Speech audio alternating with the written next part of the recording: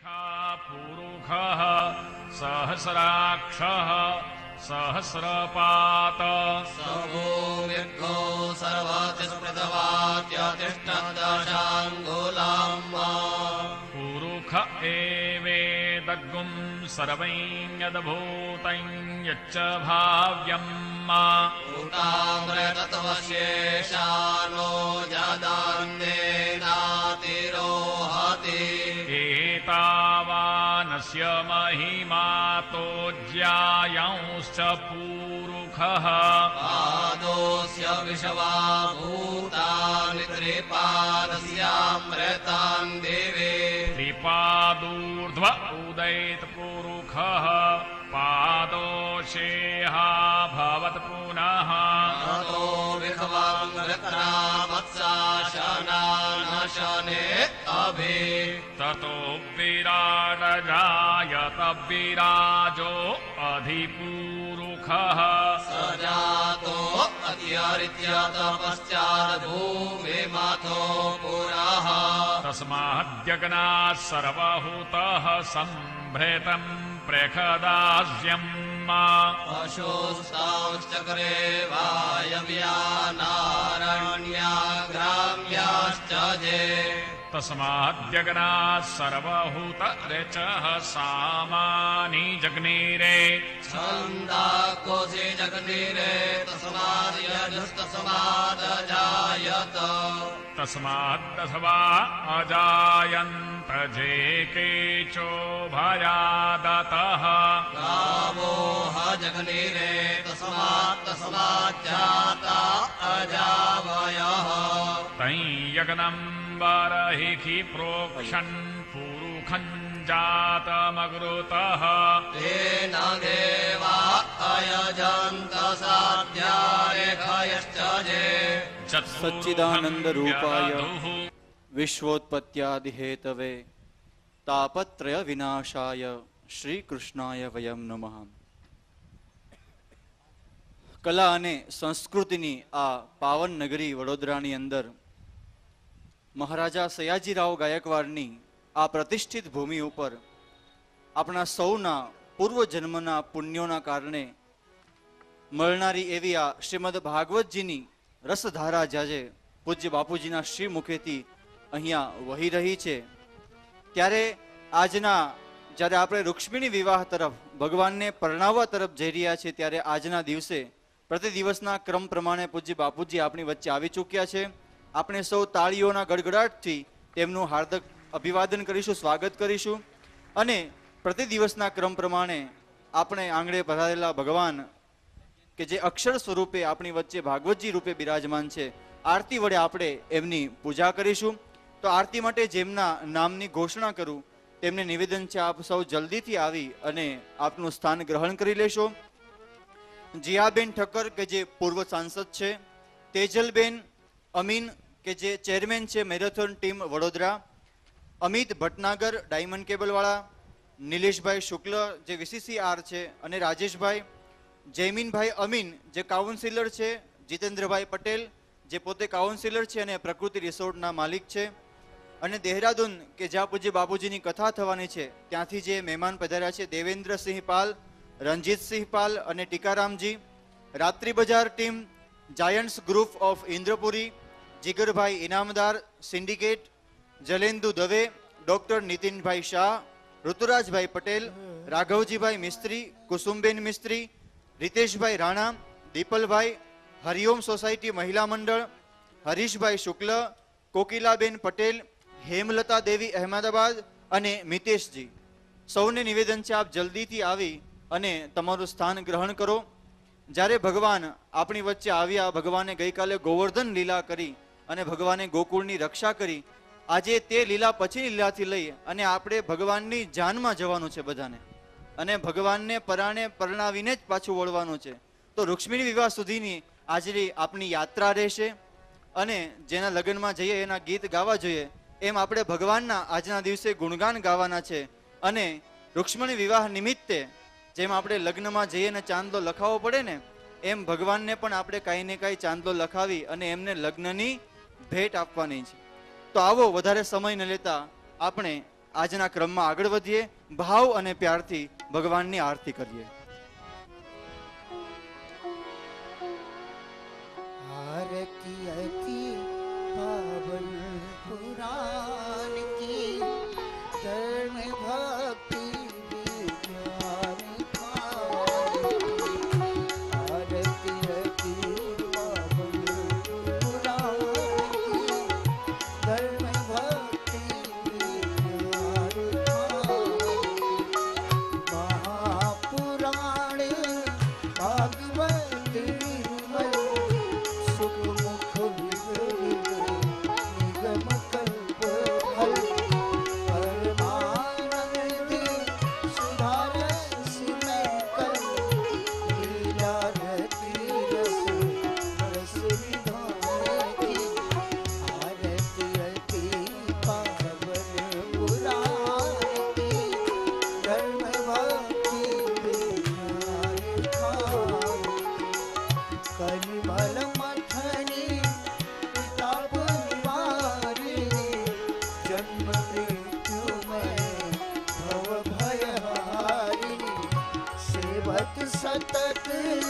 सकल सुखकारी सुमह शरीर चरित आरती अति पावन पुराण की धर्म भक्ति विज्ञान विषय विलास विमोह विनाशिनी विमल विभाग भगवत तत्व रहस्य प्रकाशी परम ज्योति परमात्मा ज्ञान आरती अति पावन पुराण की धर्म भक्ति विज्ञान परमहंस मुनि मन उल्लासी रसिक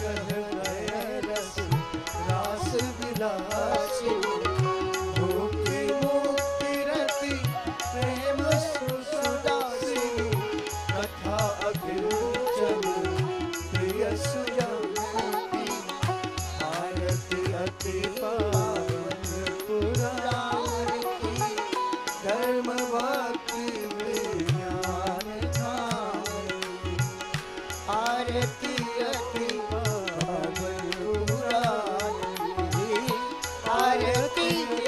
पावन पुराण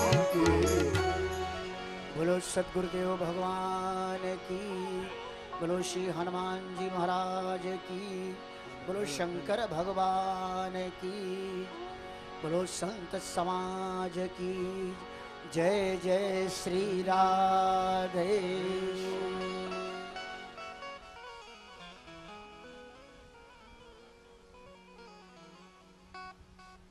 वसुदेव सुतं देवं कंसचाणूरमर्दनं देवकी परमानंदम कृष्णम वंदे जगद्गुरुम. पुनश्च एक बार मैं यह कहना चाहूंगा, यह हमारा परम सौभाग्य है कि जो कथा अवधूत महाराज शुकदेव जी ने संसार और अन्न जल का त्याग करके बैठे हुए महाराज परीक्षित को सुनाई थी, एक अक्षर मात्र का श्रवण करने से भी जो हमारे पापों का विनाश कर देती है, ऐसी ही इस कथा को इस कली काल में इस संस्कारी बड़ौदा नगरी में हम पूज्य श्री बाबूजी के श्री मुख से सुन रहे हैं. यह हमारा परम सौभाग्य है, क्योंकि ये जो कथा है ऐसा लिखा गया है प्रेत पीड़ा विनाशिनी. ये मरे हुए प्रेत और भूत को भी अपनी उस योनि से मुक्त करती है. मृत को भी यदि ये सुधार देते हैं तो जीवित लोगों की बात क्या करना. और यही कथा यदि पूज्य बापूजी के जैसे वक्ता हो उनके श्रीमुख से सुने तो ये तो और भी हमारे लिए परम सौभाग्य की बात है. तो हम सब भाग्यशाली है कि पूज्य श्री के श्री मुखारविंद से इस शुक सुधा का हम रसपान कर रहे हैं. और आज की कथा में पूज्य श्री हमें गिरिधन धारण की लीला के बाद से रुक्मिणी विवाह तक की लीला तक का पूज्य श्री दर्शन करवाएंगे। और पूज्य बापूजी देश विदेश में सब जगह घूमते रहते हैं। ऐसा हमारे गुजराती में कहा गया है कि साधु हो ये हमेशा चालतो रहे छे। वेदों पण कहे छे चरई वेती। जो हमेशा चलता रहता है वह अपने भाग्य को पाता है। उसी लक्ष्य को साथ में लेकर पूज्य बापूजी जैसे सभी संत लोग हमेशा एक से दूसरी जगह परिभ्रमण करते हैं, क्योंकि उन सबका जीवन ही होता है। क्योंकि वो जब दुनिया में आते हैं परमात्मा के आदेश से, तो अपने जीवन का एक लक्ष्य लेकर आते हैं। जो जवाबदारी परमात्मा ने उनको सौंपी है उसको परिपूर्ण करने के लिए वे सदैव ही अपना जीवन समर्पित करते हैं दुनिया के बीच में, और समाज के बीच में घूम घाम कर सब लोगों की चेतना को जागृत करके उन सभी का जीवन सुधार के वे अपना कार्य परिपूर्ण करते हैं। संत लोग हमेशा ही परोपकार के कार्य के लिए ही अपना जीवन व्यतीत करते हैं। पूज्य बापूजी ने भी इसी संकल्प को, इसी सूत्र को अपने जीवन में अपनाया है। परोपकार के कई कार्य वे अपने जीवन में कर रहे हैं। जो बारंबार वडोदरा नगरी वाले भी राम परिवार सेवा समिति के माध्यम से सेव फूड आदि जो भी हमारी योजनाएं है, कैंप लगता है, उनका आपको समाचार मिलता होगा। और ऐसे सिर्फ बड़ौदा ही नहीं, जहां जहां राम परिवार है और हरिद्वार में जहां हमारा विश्व कल्याण मिशन ट्रस्ट काम कर रहा है, उनके माध्यम से पूज्य बापूजी सदैव ही परोपकार के कार्य में स्वयं भी रत रहते हैं और उनके भक्तों को भी रत रखते हैं, क्योंकि परोपकार के लिए ही सज्जन लोगों का जीवन होता है। हमारे ट्रस्ट का मुख्य उद्देश्य रहा है, पूज्य बापूजी ऐसा चाहते हैं कि जो निराधार बच्चे हैं, अनाथ बच्चे हैं, उन बच्चों में भी टैलेंट तो होता है, लेकिन कभी कभी उनको प्लेटफॉर्म नहीं मिलता। तो पूज्य बापूजी की ऐसी मनीषा है कि ऐसे बच्चों को भी अच्छे से अच्छी शिक्षा दी जाए, और न केवल शिक्षा अपितु उनको संस्कार भी दिया जाए, ताकि वह न केवल सिर्फ एक डॉक्टर बने, लेकिन पहले वो मनुष्य बने, मानवता से परिपूर्ण डॉक्टर बने। और इसी संकल्प को परिणाम स्वरूप प्राप्त करने के लिए हमारे ट्रस्ट के द्वारा पूज्य बापूजी की प्रेरणा से मां गंगा के पवित्र तट पर मीमांसा विद्यापीठ गुरुकुल का निर्माण होने जा रहा है। और जब तक मीमांसा विद्यापीठ का निर्माण नहीं होता, तब तक ट्रस्ट सब अलग अलग जगह जाकर ऐसे अनाथ और निराधार बच्चों को स्पॉन्सर करता है, नजदीक की स्कूल में उसको एडमिशन दिलवाता है, और उनका पूरा खर्चा हमारा ट्रस्ट लेता है। 2000 से भी अधिक बच्चे हमारे ट्रस्ट के इस सेवा का लाभ ले चुके हैं। इस साल भी 750 से अधिक बच्चों का एडमिशन स्कूल में हो चुका है। अभी भी ये प्रक्रिया जारी है, और आप भी इस जो प्रक्रिया चल रही है बच्चों की शिक्षा के लिए, उसमें आप भी अपना सहयोग देकर उस निराधार बच्चों की आप दुआ प्राप्त कर सकते हैं, पूज्य बापूजी के आशीर्वाद आप प्राप्त कर सकते हैं। ट्रस्ट ने विविध प्रकल्प रखे हैं, जैसे कि यदि आप 11 बच्चे को स्पॉन्सर करना चाहते हैं तो ट्रस्ट ने सेवा रखी है 51,000 रुपया। आप 5 बच्चे को स्पॉन्सर करना चाहते हैं 1 साल के लिए तो उनकी सेवा है 21,000 रुपया। 3 बच्चे को स्पॉन्सर करना चाहते हैं तो उनकी सेवा है 11,000 रुपया। और आप 1 बच्चे को स्पॉन्सर करना चाहते हैं तो उनकी सेवा ट्रस्ट ने रखी है 5,000 रुपया। और जो मीमांसा विद्यापीठ मां गंगा के पवित्र तट पर बनने जा रहा है, उसमें भी यदि आप अपने पूर्वजों के नाम से कक्ष का निर्माण करवाना चाहते हैं, अतिथि भवन का कक्ष निर्माण की सेवा है 2,51,000 रुपया। एवं जो स्कूल बन रही है विशाल बड़े पैमाने पे, यहाँ भी उनका चित्र लगा है। आस्था चैनल के माध्यम से जो देख रहे हैं वे भी वहां भी है स्कूल का मॉड्यूल दर्शाया जा रहा है। एक भव्य गुरुकुल बन रहा है जिनका एक कक्ष निर्माण का खर्च है 5 लाख रुपया। और आप इतना नहीं दे पाते तो जो भी आप इसमें अंशदान करना चाहते हैं तो अंशदान के लिए संस्था ने तय की है रकम 1,51,000 रुपया। तो आप जैसे भी फूल नहीं तो फूलनी पाखड़ी गुजराती में कहिए तो जैसे भी हमारा बन सकता है, इस परोपकार के कार्य में हमें आहुति संप्रदान करना चाहिए। तो जो यहाँ पे उपस्थित है और आस्था चैनल के माध्यम से जो हमसे जुड़े हैं, मैं उन सभी को आह्वान करता हूँ कि आइए। और आज वैसे भी रुक्मिणी विवाह है, हम किसी की शादी में जाते हैं तो वहां हमें चांदला लिखवाना पड़ता है। तो उसी के उपलक्ष्य में भी आप 1 बच्चे को, 2 बच्चे को, 3 बच्चे को, 11 बच्चे को स्पॉन्सर करके उनके आशीर्वाद और पूज्य बापूजी के आशीर्वाद प्राप्त कर सकते हैं। शास्त्र कहते हैं ईश्वर कभी किसी का ऋणी नहीं रहता, वो जो आप देते हैं उसका 10 गुना आपको वापस देता है। और पूज्य बापूजी के यज्ञों में जिन लोगों ने अपनी आहुति दी है, कुछ लोग हैं जिनका नाम कल छूट गया था, जो लोकल से है, तो जिनका नाम मैं लेता हूं उनसे निवेदन है आप शीघ्र से शीघ्र मंच पर आए और पूज्य बापूजी के हाथों आप आशीर्वाद ग्रहण करें। मुकेश भाई मित्तल जो हरियाणा से है, उन्होंने 5100 रुपए की सेवा ट्रस्ट में समर्पित की है। हम सब करतल ध्वनि से उनकी सेवा को हम अभिवादन करेंगे। नरेश भाई, नारायण भाई जो बड़ौदा से, जिन्होंने भी 5100 रुपए की सेवा समर्पित की है, वे भी यदि उपस्थित है तो आपसे निवेदन है आप जल्दी ही मंच पर आए और पूज्य बापूजी के हाथों आप आशीर्वाद ग्रहण करें। तरुबेन वी पटेल वो भी बड़ोदरा से है, इन्होंने भी 5100 रुपए की सेवा समर्पित की है। उनसे भी निवेदन है आप भी कृपया शीघ्र से शीघ्र मंच पर आए एवं आशीर्वाद ग्रहण करें। राधाबेन कुलकर्णी वो भी बड़ौदा से है, जिन्होंने भी ट्रस्ट में सेवा समर्पित की है। शांताबेन चतुरभाई पटेल वो भी बड़ौदा से है, जिन्होंने 5001 रुपए की सेवा ट्रस्ट में समर्पित की है। आप भी यदि उपस्थित है तो कृपया शीघ्र से शीघ्र मंच पर आए एवं आशीर्वाद ग्रहण करें। गुप्तदान है बड़ौदा से चंद्रिकाबेन हरेंद्र कुमार व्यास जो बड़ौदा से, इन्होंने भी 5100 रुपए की सेवा ट्रस्ट में समर्पित की है। वे भी यदि उपस्थित है तो निवेदन है आप जल्दी से जल्दी मंच पर आए एवं आशीर्वाद ग्रहण करें। संतोषबेन शर्मा हरियाणा वाला वो भी बड़ौदा से है, उन्होंने भी 5100 रुपए की सेवा समर्पित की है। वे भी यदि उपस्थित है तो शीघ्र से शीघ्र मंच पर आके आशीर्वाद ग्रहण करें। यशोदाबेन चंद्रकांत भाई बड़ौदा, जिन्होंने भी ट्रस्ट में अपनी सेवा समर्पित की है। कल्पनाबेन वैद्य, चंद्रकांत भाई वैद्य, जिन्होंने भी ट्रस्ट में अपनी सेवा समर्पित की है। एक राम भरोसे गुप्तदान है बड़ौदा से और एक 31,000 रुपये का गुप्त दान है बड़ौदा से। ये भी दान जिन्होंने दिया है वे यदि यहाँ उपस्थित है तो उनसे निवेदन है आप भी कृपया मंच पर आए एवं आशीर्वाद ग्रहण करें। और इन सभी प्रकल्पों के साथ ट्रस्ट ने एक ऐसा भी सोचा है कि जो भी हमारे ट्रस्ट में जो परोपकार के कार्य केवल बच्चों की शिक्षा ही नहीं अपितु गरीब बिटियाओं की शादी हो, समूह शादी हो, वृक्षारोपण हो, ट्री प्लांटेशन हो, दूर गांवों में जाकर पर्यावरण के प्रति जागरूक करना हो, क्योंकि जब प्रकृति अपनी प्रकृति बदलती है तो कैसी खौफनाक आफत आती है, उत्तराखंड में हमने देखा है। तो गरीब गांवों में जाकर लोगों के प्रति पर्यावरण के प्रति लोगों को जागरूक करना, ये सब काम भी ट्रस्ट के द्वारा होते हैं। पटेल गीताबेन डी वो भी बड़ौदा से है, उन्होंने भी 5000 रुपए की सेवा समर्पित की है। वे भी यदि उपस्थित है तो मंच पर आके आप आशीर्वाद ग्रहण करें। तो ऐसा प्रकल्प है कि जो हमारे इस सभी प्रकल्प के लिए ट्रस्ट में हमारे विशेष सदस्य बनते हैं एवं जो विशेष सेवा अपनी ट्रस्ट में देते हैं, तो ट्रस्ट के द्वारा उनको प्लेटिनम कार्ड, गोल्डन कार्ड और सिल्वर कार्ड पूज्य बापूजी के हाथों उनको समर्पित किया जाएगा। इस कार्ड का लाभ आपको हर कथा में और पूज्य बापूजी जो विशेष लाभ है वो तो खैर रूबरू मिलने पर ही आपको बताए जाएंगे, लेकिन ये भी हमारे प्रकल्प है कि आप एक विशेष सदस्य के रूप में हमारे ट्रस्ट में आप जुड़ सकते हैं खास व्यक्ति के तौर पर।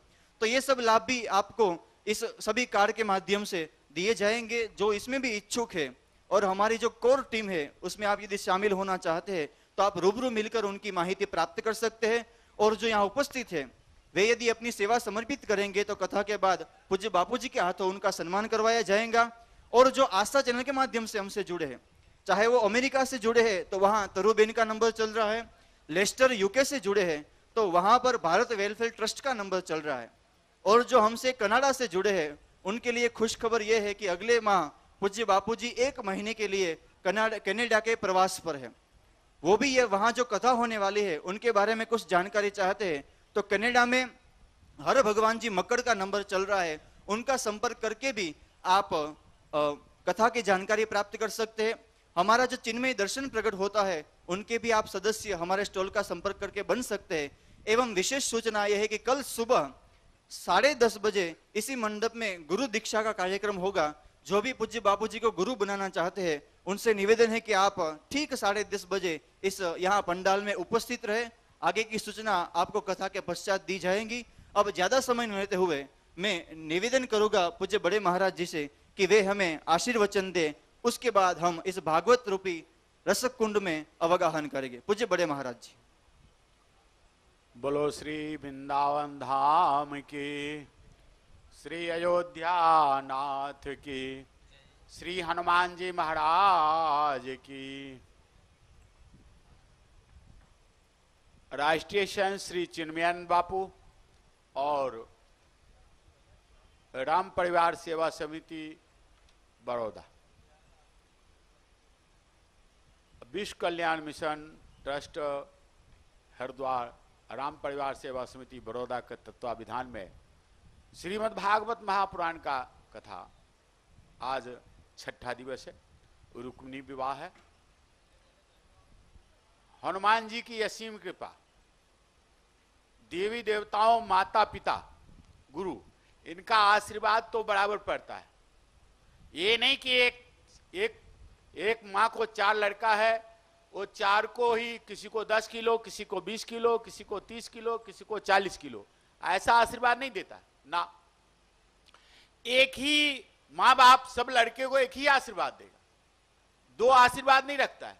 नहीं, एक महात्मा जी थे, वो बैठे थे रोड के किनारे, परमहंस संत थे, बैठे थे, एक ही आशीर्वाद रखे थे, एक ही, बस जाओ खुश रहना, जाओ बच्चा खुश रहना, जाओ वो अच्छा रहेगा, यही, दूसरा कुछ नहीं बोलते थे।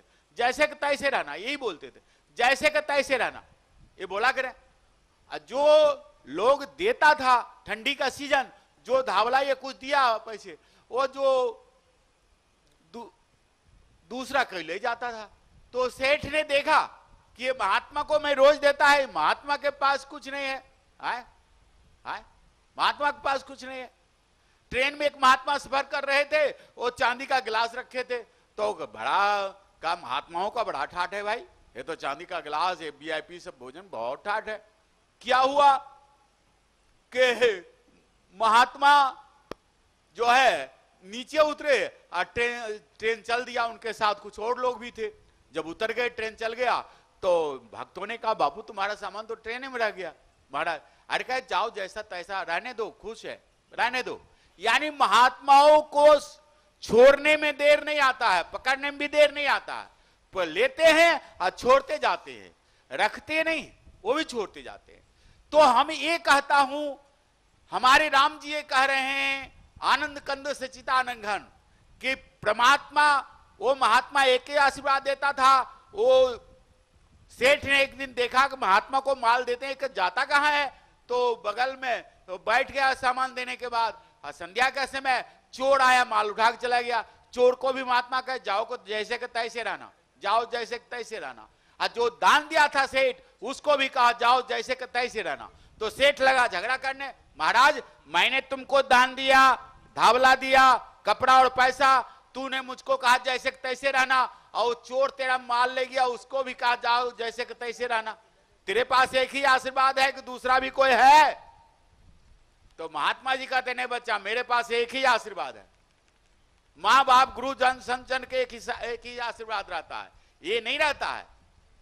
तो कहा महाराज जी जो शब्द तू हमें कहा है, वही शब्द तो वो चोर को कहा मैंने चोर को कहा जाओ जैसे तैसे रहना, यानी चोरी करते ही रहना, जाओ तुमको पूरा नहीं पड़ेगा।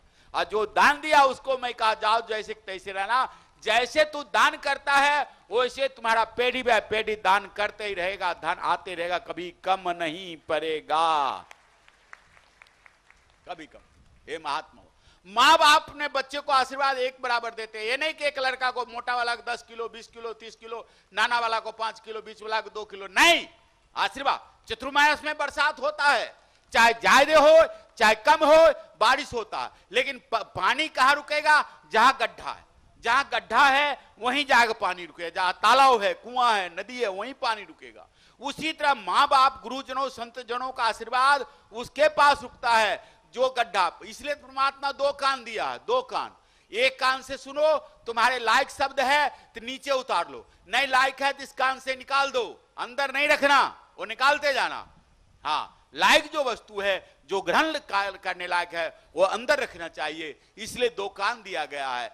2 नेत्र है, 2 नेत्र इसलिए परमात्मा ने दिया है कि जो नेत्र से तू अपनी माँ को दर्शन कर सकता है, उस नेत्र को तू अपने पत्नी को दर्शन नहीं कर सकता है। इसलिए 2 नेत्र भगवान ने दिया है। 2 नेत्र इसीलिए भगवान दिया है, जिस नेत्र से तू माँ को दर्शन करेगा और उस नेत्र से तू अपनी पत्नी को नहीं करेगा, इसलिए 2 आंख दिया है। हम आपको ये करें, प्रणाम करना 4 प्रकार का है। एक प्रणाम, भगवान के मंदिर में जाओ, लंबा पड़ जाते, हाँ, माताओं तो घुटना टेकिनो प्रणाम करता है, यानी उस मंदिर का, उस जगह का रज थोड़ा हमारे शरीर में आ जाए। वृंदावन धाम के अंदर गोपिकाएं जिसका घूमी है, रमी है रासलीला वृंदावन का। आप हाथी को देखेंगे, हाथी को तालाब से स्नान करके निकालो या किसी जगह से, लेकिन हाथी जब पानी से बाहर आएगा, स्नान से बाहर आएगा, सारे शरीर पर धूल लेके फेंकता। तू देखना हाथी को धूल ऊपर डालता। क्यों? हाथी ये सोचता है उन परमात्मा चरण का राज, वो महापुरुषों का चरण का राज हमें मिल जाए तो ये हाथी जोनी से मुक्ति हो जाए, हाथी जोनी से छुटकारा। 4 प्रकार का प्रणाम। एक तो भगवान के दरबार में साष्टांग पर जाना। बापू तो तुम्हें भागवत कथा सुना रहे हैं, लेकिन हम थोड़ा 2-4 मिनट ये सुना देता हूं भाई अपने जीवन का। साष्टांग पढ़ना ये तो सब नहीं कर सकता। फर्स्ट क्लास फर्स्ट में बहुत कम पास करता है, बहुत कम पास करता है। चलो फर्स्ट क्लास नहीं पास हो, सेकंड क्लास जो है हाथ जोड़ करके प्रणाम करो। अपने से बड़े बड़े पुरुषों को, महान पुरुषों को, माता पिता को, अपने से बड़े आदमी को तू हाथ जोड़ करके प्रणाम करेगा तो तुमको आशीर्वाद देगा, वो तुमको आशीर्वाद देगा। तूने दिन भर चाहे गृहस्थी हो चाहे महात्मा हो, दिन भर दूसरे को आशीर्वाद देता, दूसरे को thank you thank you thank you, धन्यवाद धन्यवाद। अरे पता नहीं इसके पास कितने आशीर्वाद का फैक्ट्री है, आए दिन भर बांट रहा है। और दान वही कर सकता है जो बैंक बैलेंस किया हो, तब चेक काटेगा तो भंजेगा। जिसने बैंक बैलेंस किया अगर वो दान चेक काटेगा तो भंज जाएगा, बैंक वाला पैसा देगा। और जिसने खाता ही खोल लिया है और उसमें कुछ पैसा नहीं रखा, दिन भर चेक काटेगा, वो पैसा मिलने वाला नहीं पार्टी को। उसी तरह आप दिन भर दूसरे को धन्यवाद धन्यवाद करते हो तो कोई लागू नहीं लेगा। तू आशीर्वाद इकट्ठा कर, रामनवमी रूपी पैसे, भगवान कृष्ण रूपी आशीर्वाद इकट्ठा करेगा। अगर तू चेक काटेगा, अगर किसी को आशीर्वाद देगा धन्यवाद तो लागू लेगा, वरना कोड़ा ही कोड़ा रह जाएगा। इसलिए इकट्ठा। भरत जी कहे हैं आज धनमय धन अति, जद्यपि सब विहीन, यद्यपि सब विधिहीन है, लेकिन महापुरुषों, माता पिता, गुरुजनों, संत पुरुषों, भूदेवों और भक्त पुरुषों को जब दर्शन होता है तो अपने को जीवन को धन्य मानता है। हम ये कहते हुए प्रणाम करना दूसरे प्रकार का है। तीसरे चाहे जय श्री कृष्णा कहो, जय स्वामीनारायण कहो, या जय जय सियाराम कहो, या जो भी नाम तुम्हें अच्छा लगे वो कहो, लेकिन ये बराबर का है। तूने किसको जय सियाराम या जय श्री कृष्णा का, वो भी तुमको जय सियाराम जय श्री कृष्णा कहेगा। एक मुख पवित्र करने के लिए शब्द है, इसमें फल नहीं मिलना है ना। वो तुम भी बोला वो भी बोला बराबर। तूने 1 रुपया किसी को दिया, तुमको 1 रुपया दिया, दोनों सरखो बराबर थे गए। ये चौथा जो कल युग में निकल गया है, ये अभी हाल में निकला, एक प्रणाम करना है। कहेंगे बच्चे को टाटा खरीदो, टाटा है, टाटा क्या पत्थर कर दो। कोई विज्ञापन वाला पकड़ कर लाया, वो बोल दिया टाटा करो, कंपनी का मुफ्त प्रचार हो रहा है। तो इसलिए भगवान के प्रणाम करने से संत पुरुषों को, महापुरुषों को, वडीलों को, बुजुर्गों को अपने से वो तुम्हें आशीर्वाद देंगे। आज रुक्मिणी विवाह, भागवत कथा के माध्यम से आज रुक्मिणी विवाह, बहुत सुंदर विवाह का इतना, कन्यादान बापू कराते, सामूहिक कन्यादान कराते हैं, विवाह करवाते हैं। अनेक ये जग जो है, ज्ञान जग, विवाह जग, एक और अनेक प्रकार का जग है। आप सुने होंगे साल में एक बार मेला लगता है 14 जनवरी को गंगा सागर में, साल में एक बार। वो कैसे मेला लगता है उसका भी कारण है। एक राजा था, बहुत नास्तिक था, राजा कहीं दान पुण्य नहीं किया था, प्रजा को नोचा ही था। वो जब भगवान के धाम गया तो उसको VIP सारी सुविधा मिला। जब सुविधा मिला तो राजा ने कहा भाई मैंने कोई अच्छा काम किया नहीं, मैं कोई धर्मादा किया नहीं, ये कैसे मिला? कहा तूने कन्यादान अपने लड़की को विधिवत किया था इसलिए तुमको मिला। तो राजा का परमात्मा हमें दूसरा जन्म दो और मृतलोक में जाऊं, दूसरा जन्म। वो सोचा एक कन्यादान करने में ये फल मिलता है। तो हे परमात्मा मुझको 60,000 लड़का चाहिए, 60,000 लड़की 60,000 मांगा। तो हम ये कहते कन्यादान, महादान, अन्नदान, महादान और विद्यार्थी गरीब अनाथ विद्या को पढ़ाना, स्पॉन्सर लेना, ये सब का विशेष हम आपको विशेष महत्व कहते हुए, जो गंगा के तट पर देगा, जब आपत्ति विपत्ति कोई आपदा आएगा उसमें तू याद करेगा, तीर्थ याद करता है कि मैंने कोई भागवत में दान दिया है, कथा में दान दिया है, गरीबों को रोटी दिया है या अनाथों को किया है, कोई मदद किया है, परमात्मा ये पुण्य हमें मिले, ये अंतर से आ जाता है। तो हम विशेष कह करके ये जरूर कहूंगा कि थोड़ा न थोड़ा जो भगवान को अंशदान करता है जो भगवान को देता है। और दशांश, वेद शास्त्र का है दशांश दान करनी चाहिए, अन्यथा एक ही बार नौका डूब जाता है। रावण कभी सोने का लंका था, 1 तोला भी सोना दान नहीं किया, रावण के सामने पूरा लंका नगरी सोने का काला पड़ गया, ध्वस्त हो गया। उसी तरह एक ही बार डूब जाता है। इसलिए खास परमात्मा दिए हैं तो उसमें अर्पण कर जो, परमात्मा का दिया हो, परमात्मा को गुप्त दान या नाम से जिस तरह भी लोग देते हैं सब दान ही आता है। हमारे राम जी कहते हुए राष्ट्रीय संत चिन्मयानंद बापू विश्व कल्याण मिशन ट्रस्ट की स्थापना परोपकार के लिए हुआ, दूसरे को परोपकार करना। राम परिवार समिति डॉक्टर हितेंद्र भाई पटेल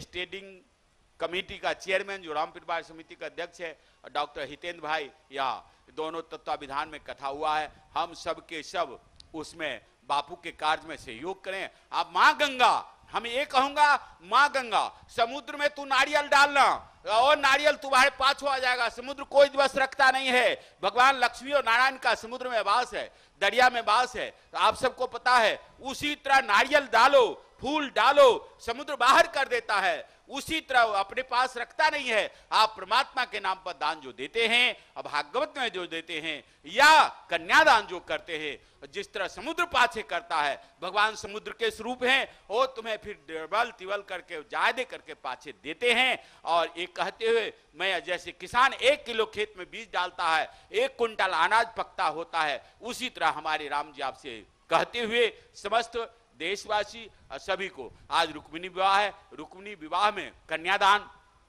चांडला जो भी लिखाना हो, यथाशक्ति लड़के को स्पॉन्सर करना, मीमांसा गुरुकुल विद्यापीठ में या कक्ष के लिए, या आप उसका मेंबर भी बन सकते हैं, फाउंडेशन मेंबर भी बनना चाहे। वहां तो मंदिर भी है, ये नहीं कि अकेला विद्यापीठ बन रहा है, बहुत सुंदर उसके अंदर भगवान का मंदिर भी है, संस्कारी होगा। ये कहते हुए मैं अपने वाणी को विश्राम देता हूं। विश्राम देते हुए बापू श्रीमद् भागवत कथा प्रारंभ करें।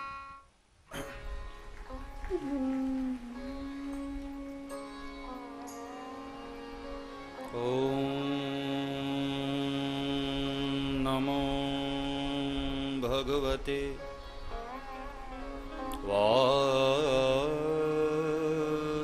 वासुदेवाय। स्वस्ति श्री गणेशाय नमः।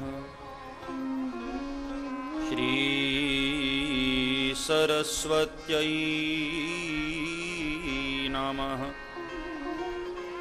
श्री गुरुभ्यो नमः। वंशी विभूषितकरां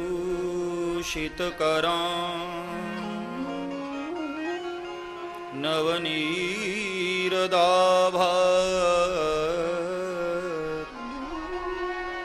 पीताम्बरात् अरुणबिम्बफलाधरोष्ठात् पूर्णेन्दुसुन्दरमुखात् अरविन्दनेत्रात् कृष्णात् परं किमपि तत्त्वमहं न जाने। कृष्ण त्वदीयपदपङ्कज पञ्जरान्ते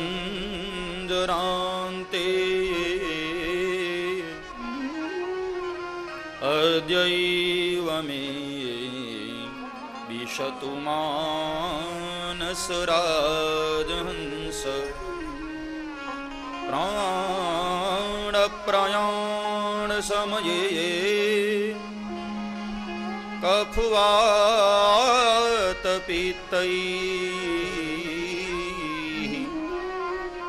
कण्ठावरोधनविधौ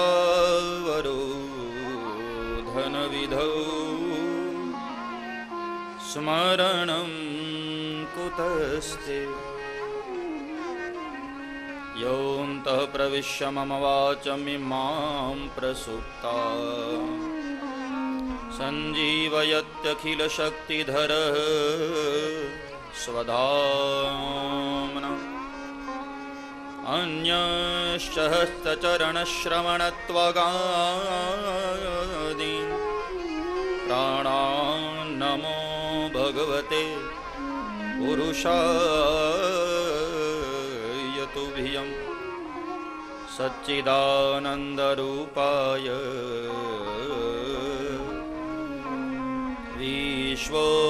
विश्वोत्पत्त्यादि हेतवे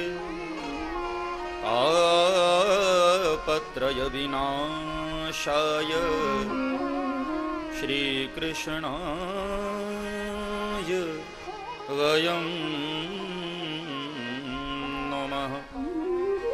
श्री द्वारिकाधीश की, श्री बालकृष्ण लाल की। आइए दत्तचित्त होकर भगवत नाम संकीर्तन करें सब प्यार और भाव से। गिरिराज धरण प्रभु तुम्हारी शरण, गिरि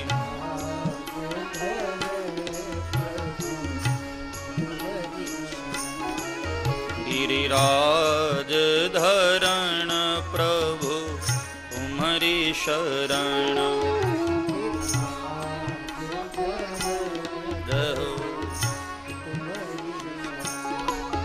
गिरिराज धरण प्रभु तुम्हारी शरण,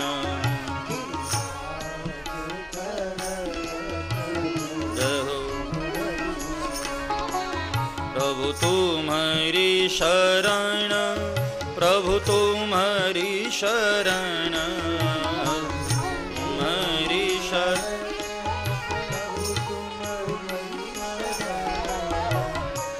तुम्हारी शरण, तुम्हारी शरण, तुम्हारी शरण।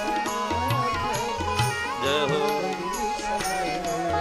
गिरिराज धरण प्रभु तुम्हारी शरण, गिरिराज। तालियां बजाते हुए प्यार से। गिरिराज धरण प्रभु तुम्हारी शरण, गिरिराज धरण। प्रभु तुम्हारी शरण, प्रभु तुम्हारी शरण, तुम्हारी शरण,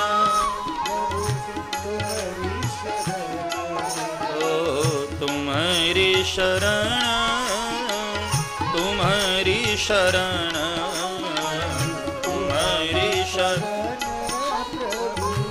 तुम्हारी शरण।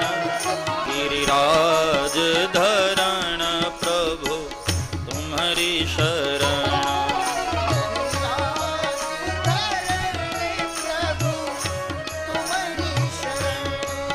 गिरिराज धरण प्रभु तुम्हारी शरण, गिरिराज धरण प्रभु तुम्हारी शरण, किशोरी तुम्हारी शरण, तुम्हारी शरण। जय हो तुम्हारी शरण, किशोरी तुम्हारी शरण, तुम्हारी शरण।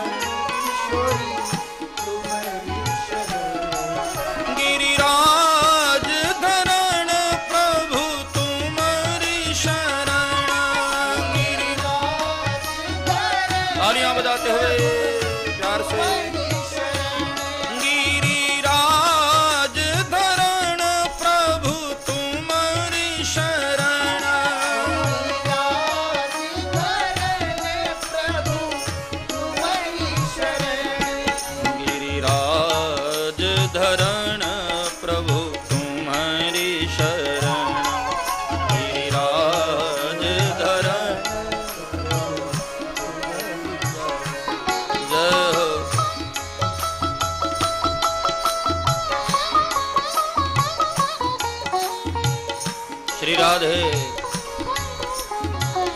तालियां बजाते हुए आनंद लीजिए।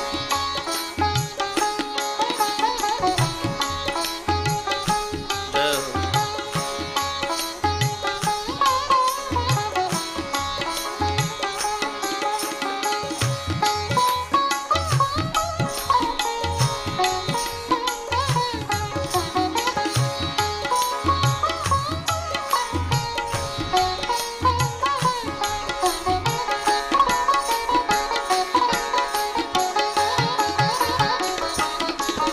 गिरिराज धरण प्रभु तुम्हारी शरण, गिरिराज धरण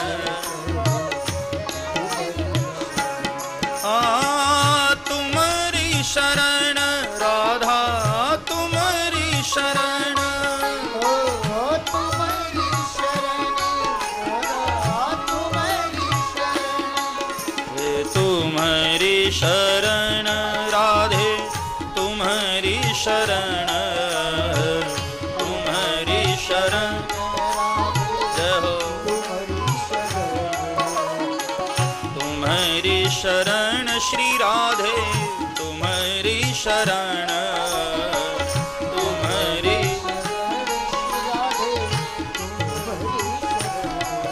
गिरिराज धरण प्रभु तुम्हारी शरण,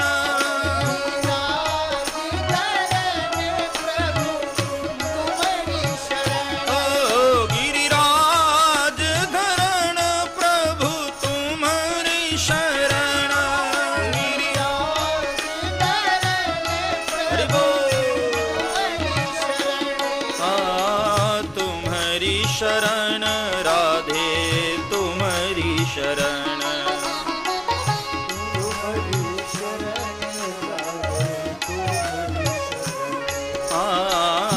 तुम्हारी शरण किशोरी तुम्हारी शरण, तुम्हारी तुम्हारी शरण, गिरिराज धरण प्रभु तुम्हारी शरण, गिरिराज धरण। हरि बोल।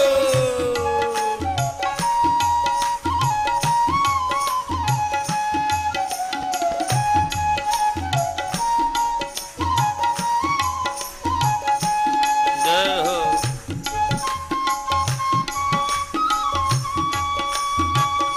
राधे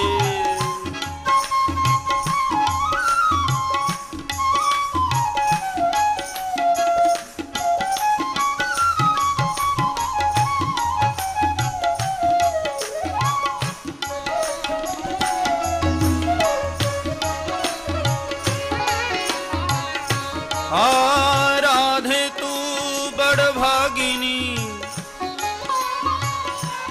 कौन तपस्या कीन,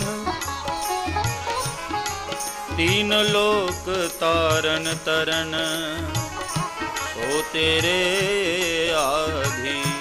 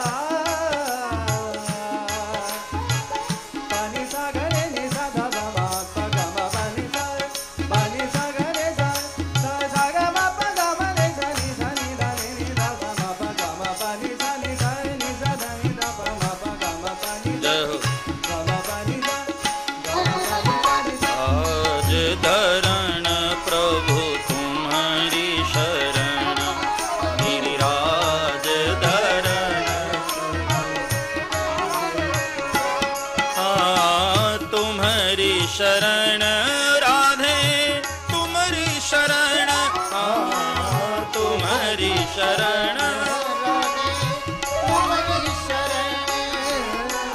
तुम्हारी शरण किशोरी, तुम्हारी शरण, तुम्हारी शरण,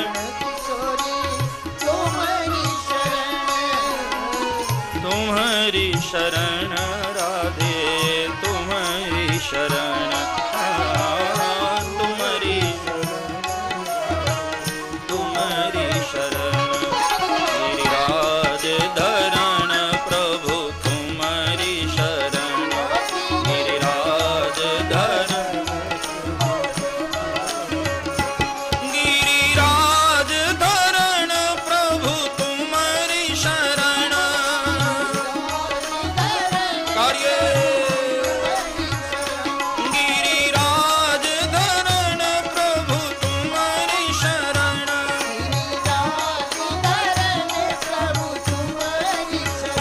गिरिराज धरण प्रभु तुम्हारी शरण गिरिराज धरण प्रभु तुम्हारी शरण प्रभु तुम्हारी शरण तुम्हारी तुम्हारी शरण तुम्हारी शरण तुम्हारी शरण गिरिराज धरण प्रभु तुम्हारी शरण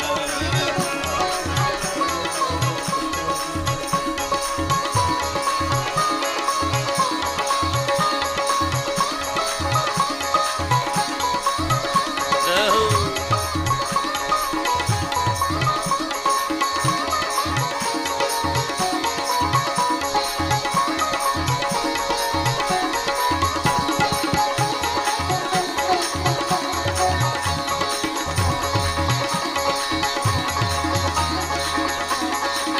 हरि बोल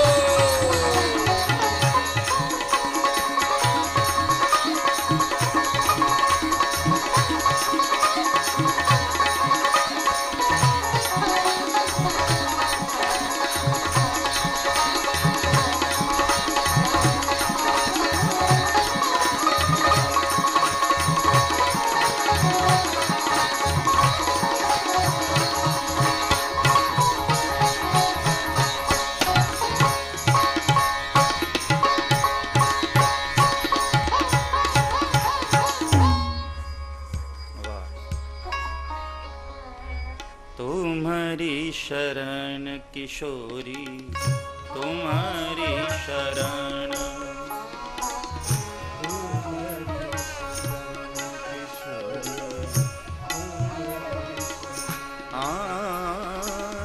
तुम्हारी शरण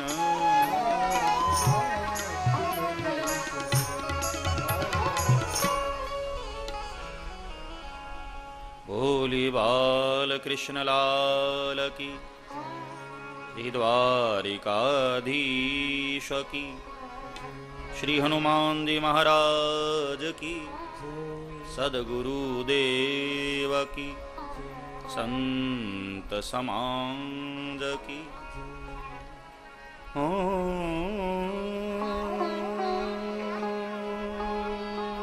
नमः पार्वती पतये हर हर महादेव।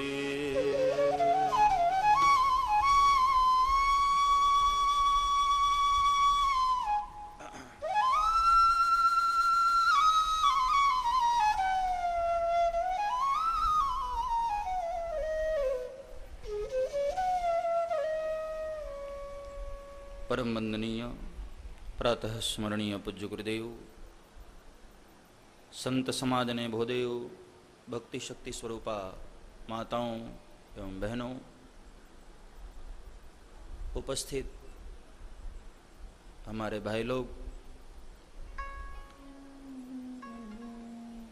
अनंत कोटि ब्रह्मांड नायक लीला पुरुषोत्तम भगवान श्री कृष्ण की असीम अनुकंपा से, माँ राधे रानी की कृपा से यह भागवतामृत हम सबको पान करने का अवसर मिला है।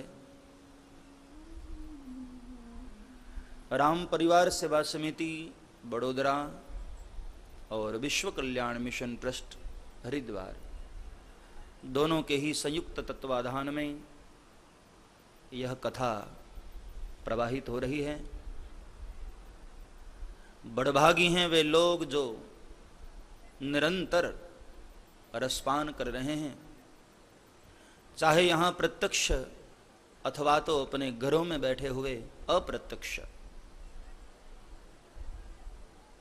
जो विज्ञान का सदुपयोग कर रहे हैं वह भी बड़ भाग्यशाली हैं, और जो यहां बैठे हैं वह भी किस्मत वाले हैं, क्योंकि जन्मांतरे भवेत पुण्यम तदा भागवतम लभेत।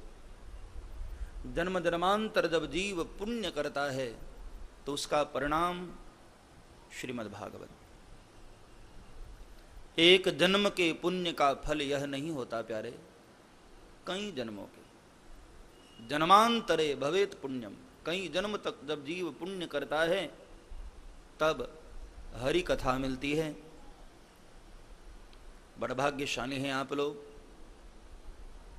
और जो जिस तरह से जिस भाव से सुनता है, श्रवणस्य विभेदेन फल भेदोत्र संस्थितः। कल गुरुदेव ने एक बात कही थी कि रामायण और भागवत यह दोनों ग्रंथ कल्पवृक्ष की तरह हैं। कल्पवृक्ष के नीचे बैठे हुए व्यक्ति को वह जो भी सोचता है पूर्ण होता है। कल्पवृक्ष की ऐसी महिमा, आप उसके नीचे बैठकर जो भी इच्छा करें तत्क्षण वह पूर्ण होता है। तो यह कल्पवृक्ष है। यहां भी आप जो सोच कर आते हैं वह पूर्ण होता है, लेकिन शर्त यह है वह इच्छा आपकी आपके हित में होगी तो। अब रामायण में कथा है कि नारद जी ब्याह करना चाहते थे लेकिन उनके हित में नहीं था, इसलिए भगवान ने वह उनकी इच्छा पूर्ण नहीं की। और शिव जी नहीं चाहते थे, फिर भी भगवान ने प्रेम पूर्वक आग्रह करके विवाह करवाया। तो आपकी सोची हुई इच्छा यदि आपके हित में है तो परमात्मा उसको जरूर पूर्ण करते हैं। जो भी हम सोच कर आते हैं यह कल्पवृक्ष ऐसा है, आपके हित में यदि है तो परमात्मा उसको जरूर पूर्ण करेंगे। ये प्रभु का स्वभाव है। राम सदा सेवक रुचि राखी।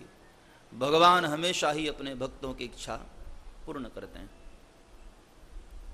तो जिस भाव से जो सुन रहे हैं, जिस इच्छा को रखकर जो सुन रहे हैं, वो उनकी मनोकामना पूर्ण होती है। ये भागवत जी का प्रत्यक्ष प्रमाण है। मुझे तो गाते हुए इतने वर्ष हो गए, मेरा तो अनुभव है। हजारों श्रोता मुझे मिलते हैं कि बापू हम जो सोच कर आते हैं पूर्ण हो जाता है। दिल से यदि आपने सुनी है तो परमात्मा जरूर उसको पूर्ण करते हैं। इसलिए जो कथा का आयोजन करते हैं हजारों हृदय से उनके लिए आशीर्वाद निकलता है।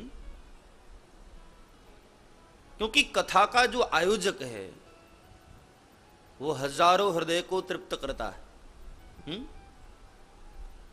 अब कई यहां गरीब भी ऐसे हैं जो कथा के बड़े प्रेमी हैं लेकिन इतने सक्षम नहीं हैं बेचारे कि इतना बड़ा आयोजन करा पाएं।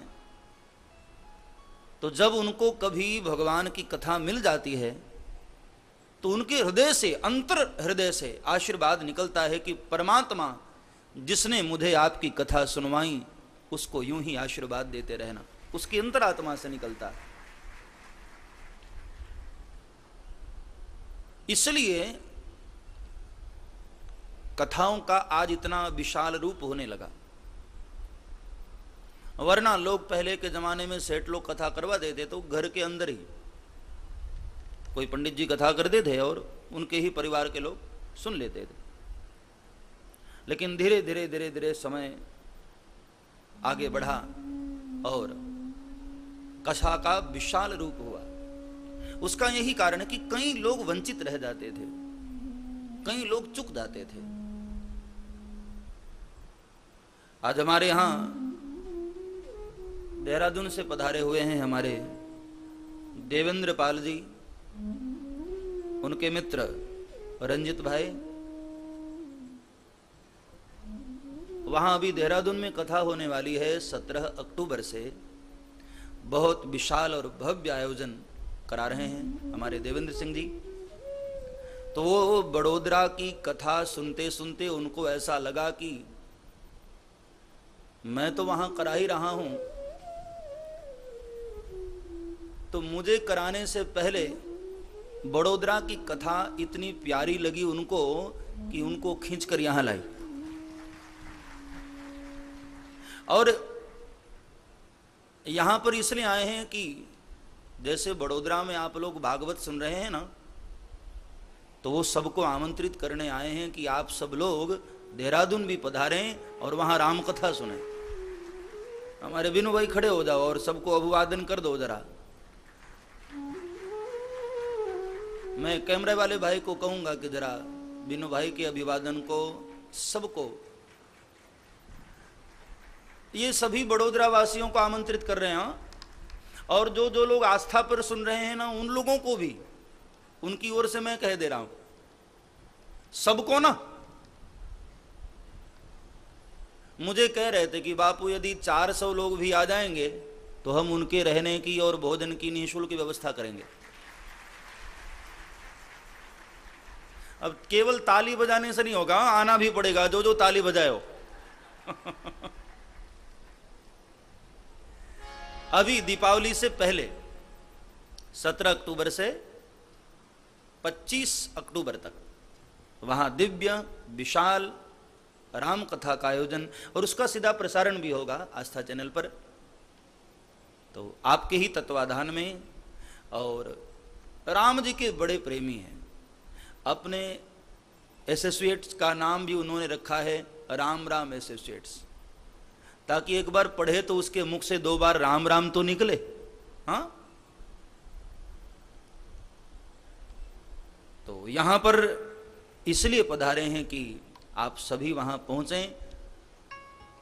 मुझे कह रहे थे कि बापू आप निमंत्रण दे देना। मैंने कहा भाई देखो, मैं नहीं कहूंगा, आयोजक को चाहिए कि वो खुद आकर निमंत्रित करे। तो देहरादून से बड़ोदरा गुजरात आए हैं आप लोगों को आमंत्रित करने। आओगे ना? हाँ, संशय नहीं, जरा खुलकर बोलो, आओगे ना? कितने लोग आएंगे? लो, हाँ तो सब कर रहे थे। चलो विचार कर लेना, पूछ लेना। हाँ, और हमारे यहां जिन्होंने इस कथा का आयोजन किया है, राम परिवार सभा समिति के अध्यक्ष हमारे डॉक्टर साहब हितेंद्र भाई, बड़ी ही सरलता और तन्मयता के साथ इस आयोजन में लगे हैं।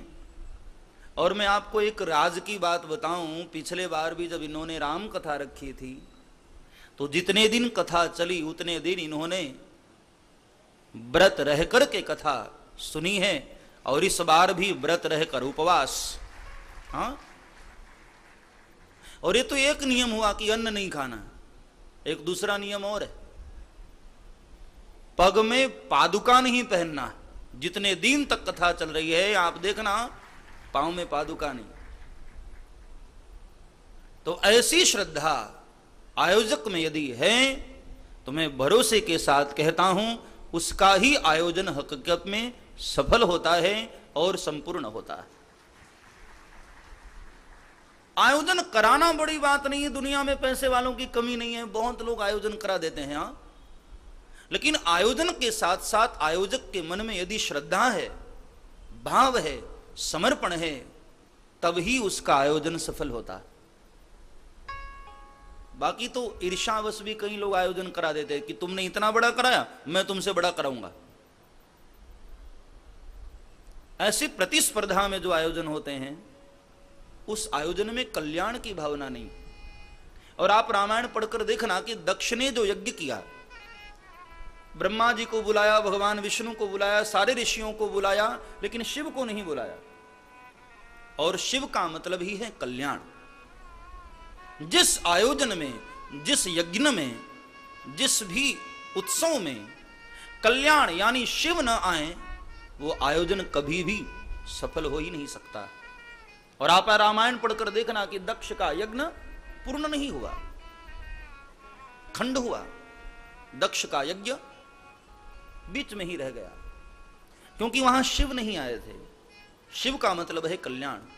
किसी भी आयोजन में जब तक कल्याण की भावना न हो तब तक आयोजन सफल नहीं होता है। तो आयोजकों के मन में एक पारमार्थिक लक्ष्य और समर्पण भाव, तो आयोजन निश्चित ही सफल होता है। और ये आयोजन केवल एक व्यक्ति का नहीं है, यहाँ जितने सब लोग बैठे हैं ना, ये सभी लोग इसके आयोजक हैं और सभी लोगों का ही आयोजन है। तभी इस आयोजन में इतना प्रेम और इतना आनंद है। जहां कोई एक व्यक्ति आयोजक हो जाता है तो फिर वहां आनंद नहीं आता है। तो ये सार्वजनिक सबका है। ये जितने नीचे बैठे हैं उनका भी, और जो कुर्सी पर विराजमान हैं उन सब का ही आयोजन है। कोई ऐसा न सोचे कि हम नीचे बैठे हैं और कोई कुर्सी पर है। ये तो सुविधा है आपके लिए। हाँ, जो माताएं नीचे नहीं बैठ पाती हैं और जो भाई लोग नीचे नहीं बैठ पाते हैं, ये उनके लिए सुविधा है। ये कोई भेद नहीं है। मैं बार बार इसलिए इस बात को कह रहा हूं कि कहीं किसी के मन में ऐसी भावना न आ जाए। हाँ? और ये कल्पवृक्ष है। यहां जो भी सोचोगे, गड़बड़ भी सोचोगे तो वह भी पूर्ण हो जाएगा। इसलिए बहुत संभल कर सोचना है। हाँ, तो भगवान का इतना प्यारा कथा का रस हमको प्राप्त हो रहा है, उसके पीछे केवल और केवल भगवान की कृपा है, माँ राधे रानी की कृपा है। राधे रानी की कृपा से हम सब इस आयोजन में आनंद ले रहे हैं। चलिए एक बार पुनः हम कथा की ओर आगे बढ़ेंगे। जहां कल हम लोगों ने दर्शन किया था मानसिक रूप से भगवान श्री कृष्ण की उस झांकी का, जो ब्रजवासियों के लिए भगवान ने वह लीला की। इंद्र ने क्रोधित होकर ब्रजवासियों को डुबाने का आदेश कर दिया है। गणम सांवर्तकम नाम मेघा नाम चांतकारिणम, कहा डुबा दो ब्रजमंडल को। और मूसलाधार बारिश हुई है, इतनी भयंकर बारिश हुई है, प्रलय करने वाले बादल गर्जना कर रहे हैं, बिजली चमक रही है और सारे ब्रजमंडल में पानी पानी हो गया। यमुना का जल और बारिश का जल एक जैसा हो गया। और तब मात्र 7 वर्ष का कन्हैया 7 कोस के गिरिराज को 7 दिन तक अपने बाम कर कलमल के कनिष्ठिका के नखाग्र पर भगवान ने धारण कर लिया। इंद्र के अभिमान को प्रभु ने चूर चूर कर दिया। और जब 3-4 दिन बीते तो ग्वाल वालों को लगा कि मेरा लाला थक गया होगा। तो ग्वाल वालों ने कहा कि कन्हैया एक काम करना, 4 दिन से तू अपना हाथ उठा कर रखा है, थक गया होगा, एक काम कर जरा तू आराम कर ले। हम अपनी लकड़ियां लगाए हुए हैं ना, तू जरा अपना आराम कर ले, हाथ नीचे कर ले। तो प्रभु मुस्कुराए कि ठीक है। जैसे ही प्रभु ने उंगली हटाई सारी लकड़ियां टूटने लगी। कहा लाला संभालना जरा, और फिर से कन्हैया ने उंगली लगा दी। तो ग्वाल वालों को बड़ा आश्चर्य हुआ कि कन्हैया तेरी इतनी पतली सी उंगली में इतनी ताकत कहां से आ गई? हमारी इतनी मोटी मोटी लकड़ियां टूट गईं और तेरी पतली सी उंगली इतने बड़े पर्वत को। कन्हैया ने मुस्कुराकर कहा कि भाई ये हमारा बल थोड़ी है। कछु माखन को बल बढ़ो, कछु गोपन करी सहाय। श्री राधे जू की कृपा सो मैंने गिरिवर लियो उठा। कछु माखन को बल बढ़ो, भाई कुछ तो वो जो मैंने बचपन में चुरा चुरा कर मक्खन खाया ना, उसका बल आ गया। और कुछ आप लोगों ने हमारी सहायता कर दी। ग्वाल वालों ने कहा हमने क्या करी? अरे बोले आप लोग जो 4 दिन से टकटकी लगाकर मुझे देख रहे हो ना, तो वो देखने के कारण आपका बल भी मेरे भीतर आ गया। ग्वाल वालों ने कहा वही तो हम कह रहे हैं कि आजकल हमारा बल किधर चला गया। अब पता चला कि तेने चुरा लिया। श्री राधे जू की कृपा से मैंने गिरिवर लियो उठाया। यानी इंद्र का अभिमान हर तरह से प्रभु ने चूर किया। बाहर वाला जल भीतर न आ जाए, इसलिए शेषनाग जी ने अपने विशालकाय शरीर से घेरा बना रखा है। हवा से जल भीतर न आ जाए, इसलिए एक किनारे सुदर्शन चक्र अपनी तेज गति से उस जल को सुखा रहा। फिर भी कुछ जल यदि भीतर आ रहा है तो दूसरे कोने में बैठे हैं अगस्त ऋषि, जिन्होंने 3 आचमन में पूरे समुद्र को पी लिया था। वो अगस्त ऋषि जलपान कर रहे हैं। 7 दिन बीते। इंद्र ने सोचा कि अब लगता है ब्रजमंडल डूब गया होगा, तो कहा सामवर्तक इत्यादि गणों को कि बस अब ब्रजमंडल बह गया हो तो छोड़ो, रोक दो बारिश। लेकिन यहां आकर देखा तो महाराज ब्रजवासियों के पैर का अंगूठा भी नहीं भीगा। सबने सोचा कमाल है, इतनी बारिश का जल गया कहां। और जब ध्यान से देखा, भगवान की इस लीला का दर्शन किया, इंद्र को बड़ा पश्चाताप हुआ और भागता हुआ इंद्र भगवान की शरण में आया, भगवान को वंदन किया। प्रभु मेरे अपराध को क्षमा करिए, मैं आपको पहचान नहीं पाया। प्रभु आकर भगवान के चरणों में वंदन करता हुआ बड़ी सुंदर स्तुति करता है इंद्र। विशुद्ध सत्वं तव धाम शांतम तपोमयं ध्वस्तरजस्तमस्कम्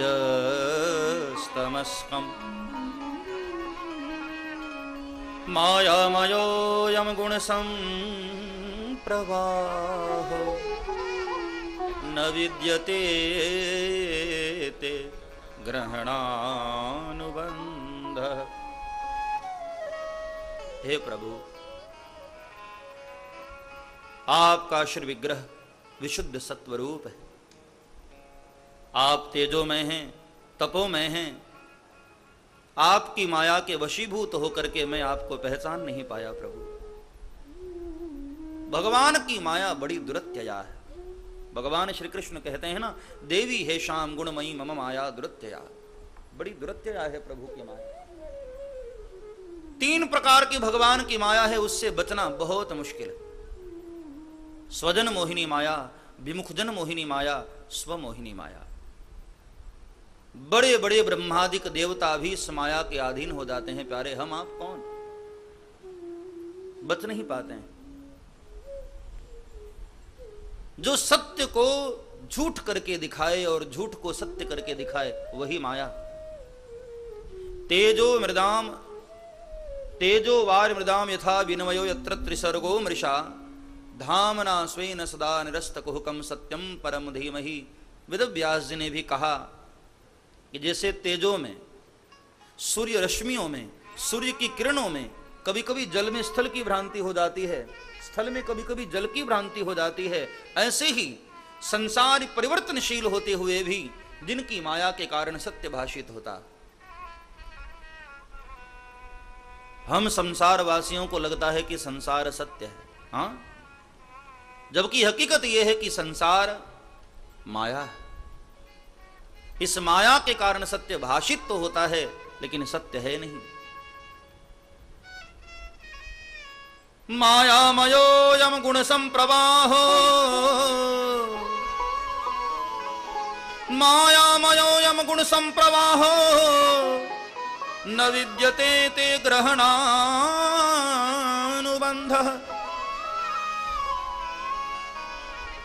पिता गुरुस्त्वं जगतामधीशो दुरत्यजः काल उपात्तदण्डः। हिताय स्वेच्छा तनुभिः समीहसे मानं विधुन्वन् जगदीशमानिना।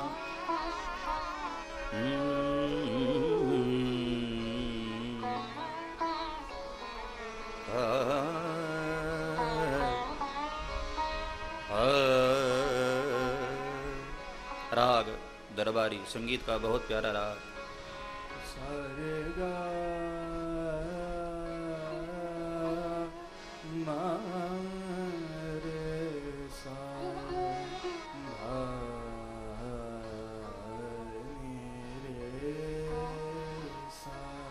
धनी रे सा मा पदा नी पा बदनी सा धनी रे सरे ग मारे सा नि सा धा नि पा म प ग मा रे सा। पिता गुरुस्त्वं जगतामधीशो दुरत्यजः कालोपात्त दंडः। हे प्रभु, आप ही जगत के माता पिता हैं, आप ही जगत के गुरु हैं, आप ही जगदीश हैं। मेरे जैसा दुष्ट जब अपने आप को जगत गुरु मान लेता है, जगत पिता मान लेता है, जगत का मालिक समझ लेता है, तो दुरत्यजः कालोपात्त दंडः, मेरे जैसे दुष्ट को दंड देने के लिए ही आप धरती पर अवतरित होते हैं। मुझे क्षमा करिए प्रभु, मैं आपको पहचान नहीं पाया, मेरी भूल को क्षमा करिए। भगवान के चरणों में इंद्र पड़ा पड़ा क्षमा मांग रहा है, स्तुति कर रहा है। वैसे तो अपराध इतना बड़ा किया था इसने, इसको क्षमा न किया जाए, क्योंकि ब्रजवासियों को मारना चाहता, लेकिन फिर भी भगवान ने इंद्र को क्षमा कर दिया, छोड़ दिया। और ब्रह्मा जी ने इतनी बड़ी गलती भी नहीं की थी। ब्रह्मा जी के मोह की कथा में ऐसी बात आती है ना कि ब्रह्मा जी ने ग्वाल बालों को और बछड़ों को चुरा लिया था, और जब भगवान के पास गए हैं ब्रह्मा जी तो 40 मंत्रों में भगवान की स्तुति गाई, फिर भी ब्रह्मा जी से भगवान बोले भी नहीं। और इंद्र ने मात्र 10 श्लोकों में स्तुति गाई, फिर भी भगवान ने क्षमा कर दिया, जबकि इंद्र का अपराध ब्रह्मा से कहीं ज्यादा था। ब्रह्मा ने तो केवल ग्वाल बाल और बछड़ों को चुराए थे, मारने का कोई उनका ध्येय नहीं था। लेकिन इंद्र ने जो अपराध किया है, इतना बड़ा अपराध है, फिर भी भगवान ने इंद्र को क्षमा कर दिया। क्या कारण? एक कारण, ब्रह्मा जी ने जो अपराध किया ना, उस अपराध के कारण 1 वर्ष तक ग्वाल बाल और बछड़े प्रभु से दूर हो गए। और इंद्र ने जो अपराध किया है, उससे 7 दिन तक ग्वाल बाल, गायें, बछड़े और सभी ब्रजवासी भगवान के करीब आ गए। जिस अपराध से भक्त भगवान के करीब चला जाए, भगवान उसे अपराध नहीं मानते हैं, इसलिए भगवान ने इंद्र को क्षमा कर दिया।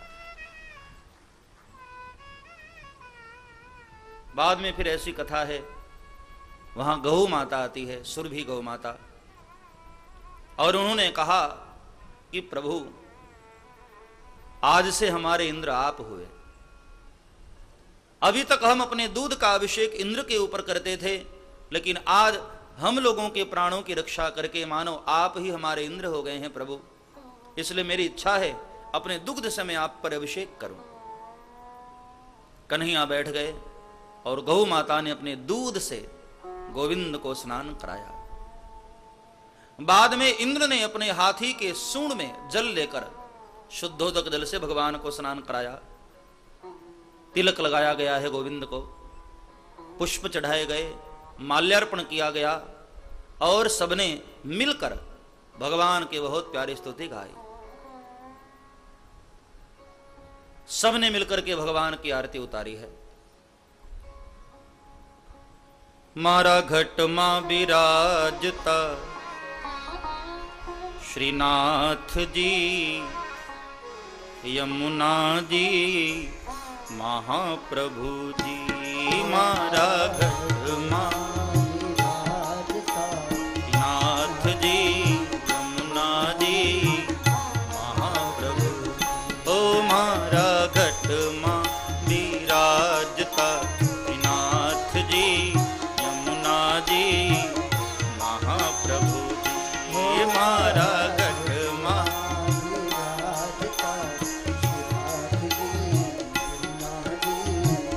महाप्रभु जी।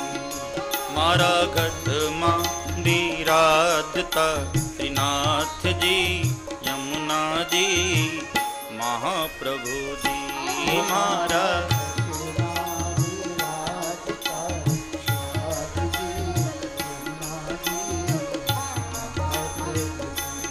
મારું મનડું છે ગોકુલ વનરાવન, મારું મનડું છે ગોકુલ વનરાવન, મારું મનડું છે ગોકુલ વૃંદાવન, મારું મનડું છે ગોકુલ. चलिए श्रीनाथ जी बाबा का दर्शन करने।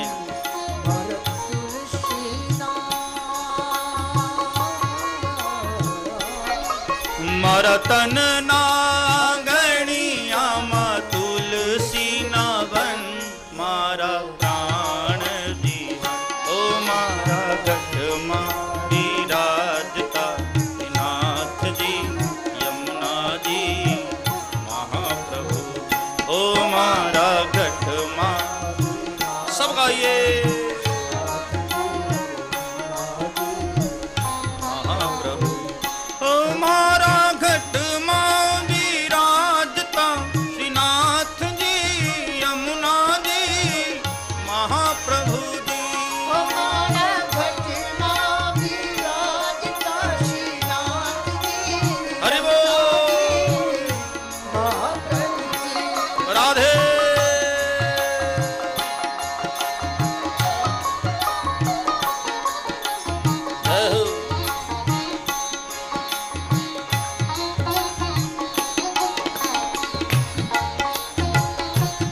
श्री राधे।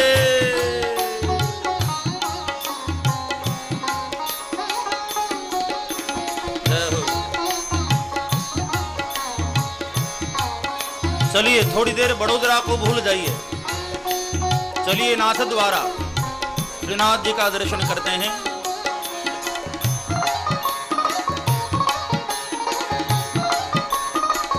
हरि बोल।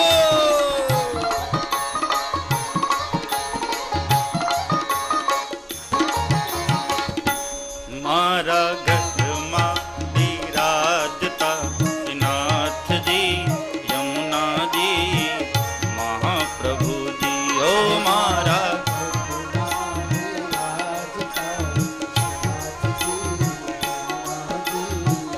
મહાપ્રભુજી ના આંગણે શ્રી મહાપ્રભુજી ઓ મારા આતમના આંગણે મારી આંખો વિશે ગિરધારી ગિરધારી, મારી આંખો વિશે गिरधारी रे धारी મન તન મન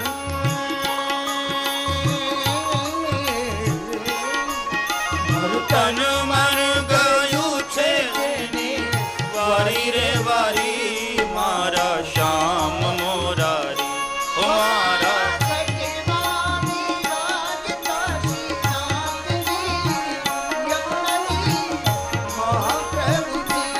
મારા ઘટમાં બિરાજતા શ્રીનાથજી યમુનાજી મહાપ્રભુજી। અમારા ઘટમાં વિરાજતા શ્રીનાથજી યમુનાજી મહાપ્રભુજી। જય હો।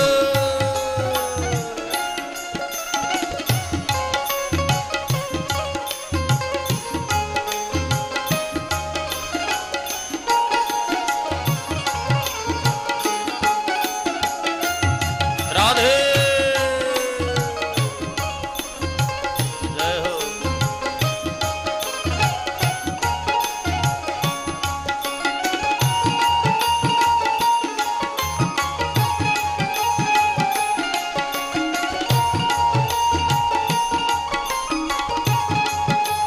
हरि बोल।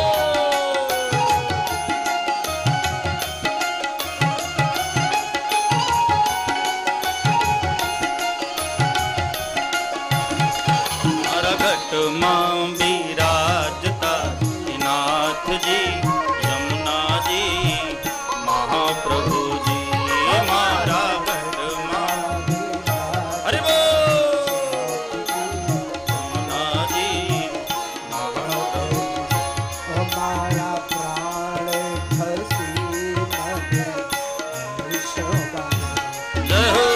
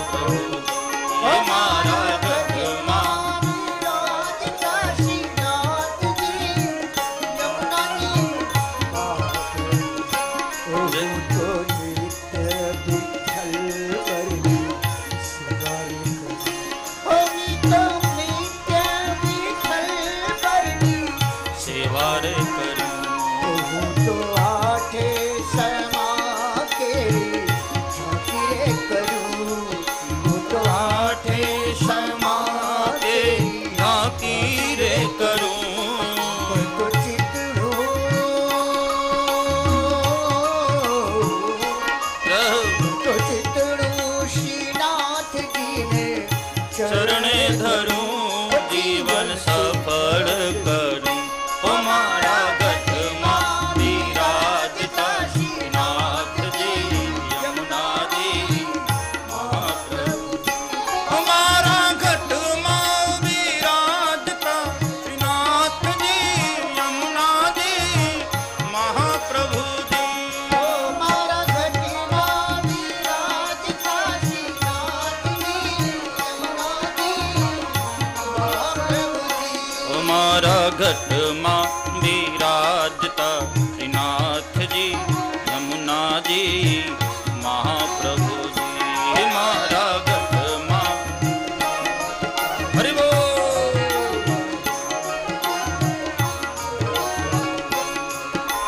राधे राधे राधे राधे राधे राधे राधे राधे राधे राधे राधे श्री राधे राधे राधे राधे राधे राधे राधे राधे श्री राधे राधे राधे राधे राधे राधे राधे राधे राधे राधे श्री राधे राधे राधे राधे राधे राधे राधे राधे राधे राधे राधे राधे राधे राधे राधे राधे। जय जय श्री राधे जय जय श्री राधे जय जय श्री राधे। मारा घटमा विराजता श्रीनाथ जी यमुना जी महाप्रभु जी। मारा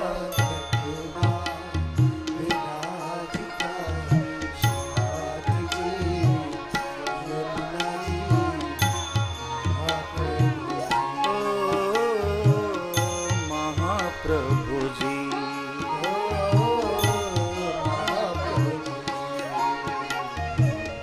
महाप्रभु जी।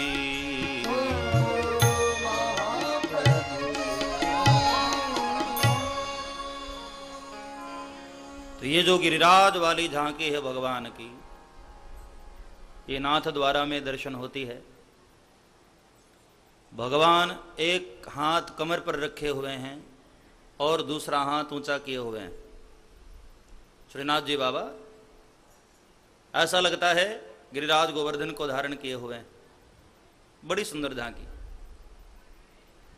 समय बीता और सब लोग भगवान को वंदन करते हुए अपने अपने घर को आए। आई एकादशी। सभी वैष्णवों ने एकादशी का व्रत किया और वैष्णवों को एकादशी व्रत का विधान बताया गया है शास्त्रों में। सबने एकादशी का व्रत किया और नंद बाबा ने भी, ग्वाल बालों ने, सबने व्रत किया। तो आज रात्रि के समय ही भूल से नंद बाबा यमुना स्नान करने चले गए अर्धरात्रि को। और शास्त्रों में कहा गया है कि भाई अर्धरात्रि को किसी भी सरोवर में या सरिता में स्नान नहीं करना चाहिए, जल के देवता वरुण का अपमान होता है। तो अर्धरात्रि को चले गए स्नान करने और वहां वरुण के सैनिक नंद बाबा को पकड़ के वरुण लोक लेकर के गए। यहां दूसरे दिन सुबह जब नंद बाबा को खोजा जाने लगा, कहीं कोई पता न चला। एक बार पुनः सब लोग भगवान श्री कृष्ण की शरण में आए और तब वरुण के सैनिकों को परास्त करके नंद बाबा को छुड़ा कर लाए। इस बात से ब्रजवासियों को पक्का यकीन अब हो गया कि हमारे गोविंद कोई साधारण नहीं है, साक्षात ईश्वर है। तो किसी ने कहा गोविंद से कि लाला, यदि तू ईश्वर है तो स्वर्ग और इन सब लोगों का मुझे दर्शन कराएगा क्या? प्रभु ने कहा जरूर कराऊंगा।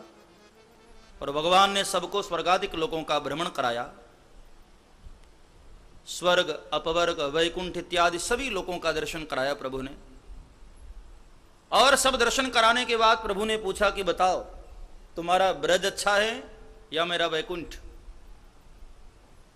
तो ब्रजवासियों ने कहा लाला तेरा वैकुंठ तुझे मुबारक, हमें वैकुंठ नहीं जाना। हाँ, क्यों?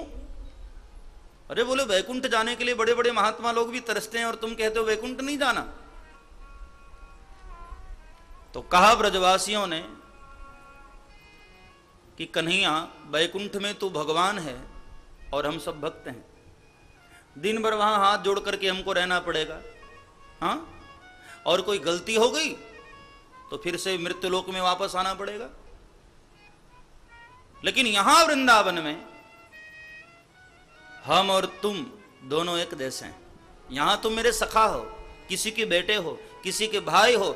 यहां तुम गलती पकड़ करोगे तो हम कान पकड़ के तुम्हें 2 थप्पड़ भी लगा सकते हैं। इसलिए तेरा वैकुंठ तुझे मुबारक। कीरति सुता के पग पग पर प्रयाग, यहां जानते नहीं हो हम वृंदावन बसे।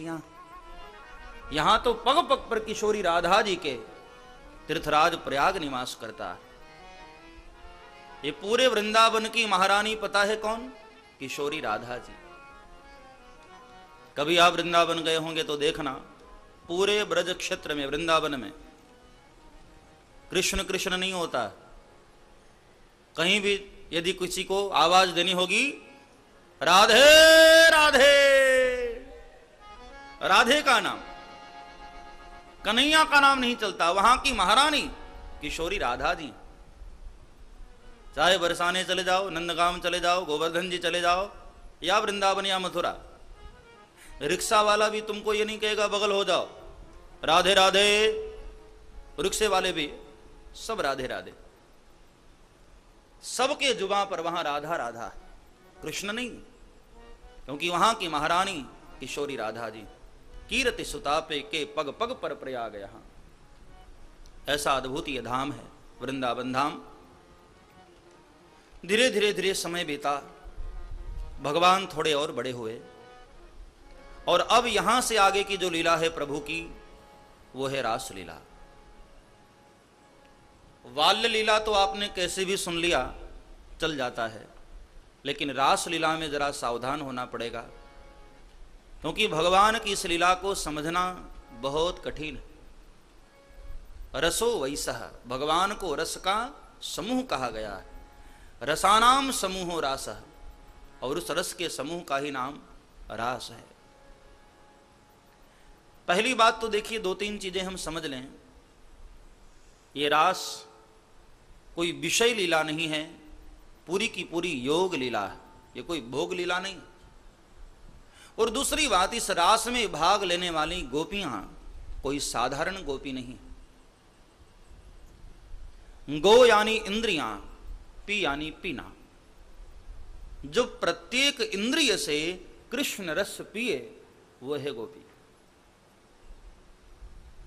और इस लीला में भाग लेने वाली जो गोपियां हैं कई प्रकार की, साधन सिद्धा गोपी, स्वयं सिद्धा गोपी, वेद रूपा गोपी, ऋषि रूपा गोपी, देव रूपा गोपी, कई प्रकार की गोपियां हैं। रामावतार के ऋषि महात्मा जो भगवान कृष्ण के साथ रहना चाहते थे, मानो वही गोपियों के रूप में आए हैं, इसलिए ऋषि रूपा गोपी। अथवा तो वेद में उपासना कांड के जो 80,000 मंत्र हैं, जो भगवान श्री कृष्ण को समझने में असमर्थ हैं, वह लोग ही प्रभु को समझने के लिए गोपांगनाओं के रूप में आए, तो मानो वेद रूपा गोपी। अथवा तो जो देवता लोग भगवान कृष्ण को समझने में असमर्थ हुए, वही गोपांगनाओं का रूप धारण करके आए हैं, इसलिए देव रूपा गोपी। अथवा तो एक संत ऐसा भी कहते हैं कि जब भगवान ने वामन रूप लिया और उस वक्त बलि राजा के यहां गए, तो सारी असुर कन्याएं भगवान पर आकर्षित हो गईं, जिन्होंने पूर्व जन्म में बहुत तप किया था, भगवान से ब्याह की कामना थी। तो भगवान ने उनको वचन दिया था कि इस बार नहीं, अगले बार मैं पुनः कृष्ण के रूप में आऊंगा, तब आपकी मनोकामना पूर्ण होगी। मानो असुर कन्याएं ही गोपांगनाओं के रूप में आई, हर तरह की गोपी। और इन गोपियों से भगवान ने मिलने का वचन दिया था जिस रात्रि में। अब आई वह शरद पूर्णिमा की रात, और आज रात्रि में भगवान नंद नंदन श्रृंगार किए और आते हैं वृंदावन में। भगवान पिता रात्रिः शरदोतु फुल्लमल्लिका वीक्षरन्तुं मनश्चक्रे योगमायामुपाश्रितः। आई वह शरद पूर्णिमा की रात, शीतल चांदनी बरस रही है, शीतल मंद सुगंध हवा चल रही है, यमुना का जल शांत मंद गति से बह रहा है। और ऐसे में प्यारे नंद नंदन पीली पीताम्बरी धारण किए हैं, मोर मुकुट पहने हुए हैं, वरहा पीडम नटवर बपहु कर्णयोः कर्णिकारम बिभ्रतवासः कनक कपिशं वैजयन्तीं च मालां रंध्रान वेणो रदर सुधया पूरजन गोप वृंदैः वृंदारण्यम सुपदरमणं प्राविशद गीत कीर्तिः। गले में बैजंती की माला, कानों में पीले कणेर के पुष्प और अपने कमर से वेणु को निकाला, अपने होठों पर अधरार्पित किया और अपने कोमल करांगुलियों के द्वारा वेणु के छिद्रों को आच्छादित किया। और जैसे ही प्राण पूरे हैं, बज उठी है वेणु, बज उठी है बांसुरी वृंदावन में। और इस बांसुरी की धुन जैसे ही गोपियों ने सुना है, जिस अवस्था में गोपियां थीं, भागी सनीस वृंदावन की ओर। और झुंड की झुंड गोपियां जो जिस अवस्था में थी वैसे ही भागी। आचार्य पूज्य सुखदेव जी वर्णन कर रहे हैं, निशम्य गीतम तदनंग वर्धनम व्रज स्त्रियः कृष्ण गृहीत मानसा आजगमुरन्योन्यमलक्षितोद्यम सयत्र कांता जवलोल कुंडला।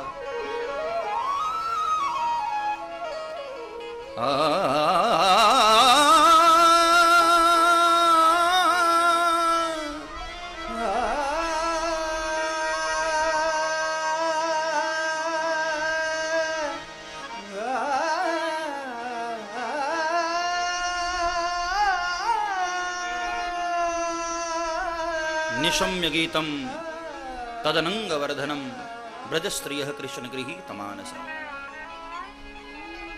भगवान कृष्ण के बांसुरी से निकलने वाला जो वो गीत था, कैसा है वो? तदनंग वर्धनम, काम को बढ़ाने वाला, कामना को बढ़ाने वाला। लेकिन कौन सी कामना? आगे सुखदेव जी ने समाधान भी कर दिया, कृष्ण दर्शन लालसा।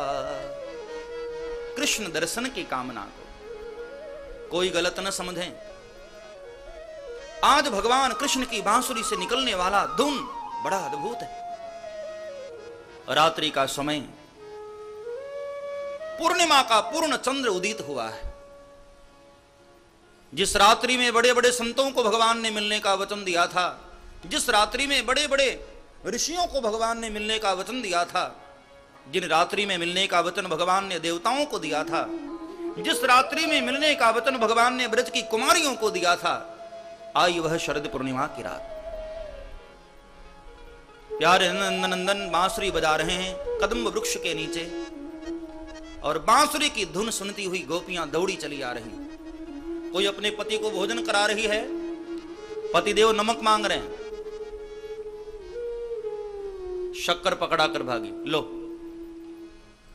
ध्यान ही नहीं। एक तो केस संवार रही है, एक तरफ का केस अभी सुलझाया है, दूसरी तरफ अभी कंगी लगी ही है वैसी, और वैसी भागी जो जैसे थे। और देखो बड़े मजे की बात, इस रास में 5 वर्ष की बालिका से लेकर 90 वर्ष की वृद्धा तक सबने भाग लिया। एक तो गोबर से चौका लगा रही थी, इतने में कन्हैया की बांसुरी बज गई। अब हाथ का गोबर धुलना भी भूल गई, वैसे ही भागी। जो जिस अवस्था में थी। एक अपने बच्चे को दुग्धपान करा रही है, कन्हैया की बांसुरी बज गई और बच्चे को रोता हुआ नीचे छोड़कर भागी। और करीब 90 वर्ष की एक बुढ़िया मैया श्रृंगार कर रही थी, सज रही थी। उसको पता था आज गोविंद का दर्शन करना। तो 90 वर्ष की वो गोपी है, बिल्कुल बूढ़ी, और श्रृंगार करने बैठी है। आज गोविंद से मिलना तो थोड़ी अच्छी तो लगूं ना। तो रात्रि होने को है, श्रृंगार करने बैठी है, और अचानक कृष्ण की बांसुरी बज गई। तो जल्दी जल्दी में श्रृंगार बिचारी का सब गड़बड़ हो गया। अब जल्दी जल्दी में किया ना, तो आंख वाली चीज होठ में लगा बैठी और होठ वाली चीज आंख में लगा ली।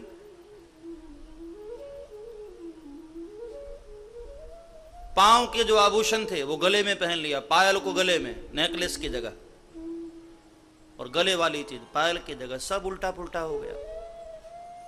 और वैसे ही भागी आकर कृष्ण का दर्शन करते हुए तन्मयी हो रही है। बांसुरी बजाए आज रंग से मुरारी, बांसुरी बजाए आज, बांसुरी बजाए आज रंग से मुरारी, बांसुरी बजाए आज बांसुरी बजाए आज रंग से मुरारी।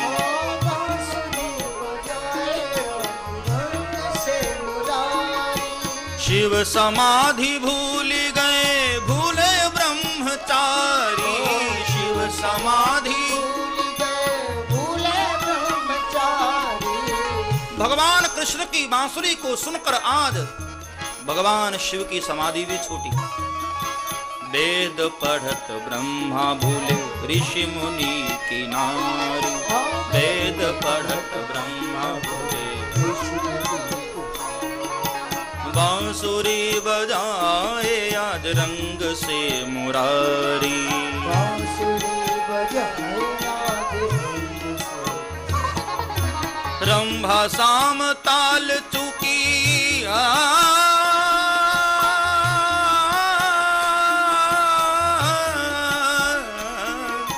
रंभा साम ताल चुकी भूली नित्यकारी,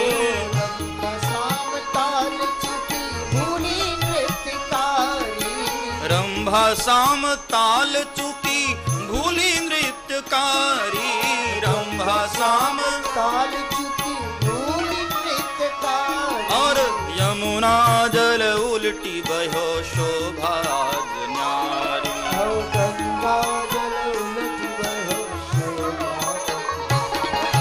बांसुरी बजाए आज रंग से मुरारी, बांसुरी बांसुरी बजाए आज रंग से मुरारी, बांसुरी बांसुरी बजाए आज रंग से मुरारी, बांसुरी बांसुरी बांसुरी बांसुरी बजाए आज रंग से